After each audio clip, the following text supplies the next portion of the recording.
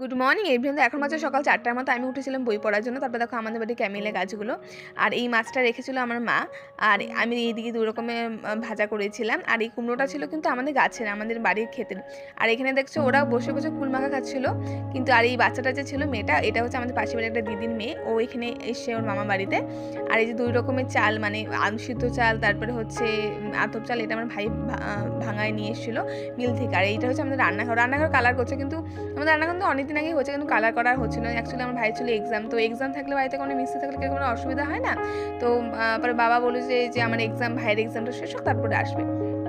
তারপরে কাকু চলে আসলো। আর রং জিনিসটা আমার কিন্তু খুব ভালো লাগে, মানে রং এমন একটা জিনিসটা সব কিছুকে একটা পরিপূর্ণ রূপ দিয়ে দেয়। তো আমি আমার নিজের রান্নাঘর, মানে আমাদের রান্নাঘর আমি চিনতে পারছিলাম না। তারপরে এই কাকুর জন্য করলাম হচ্ছে চা। তারপরে হচ্ছে গিয়ে এই যে মা করলো হচ্ছে ওই মাছগুলো ভাজা। এই মায়েশা বলে একটা বুনু আছে, আমাকে বলেছে ওর নামটা বলতে। তো থ্যাংক ইউ বুনু, আমাকে সাপোর্ট করার জন্য। Thank you.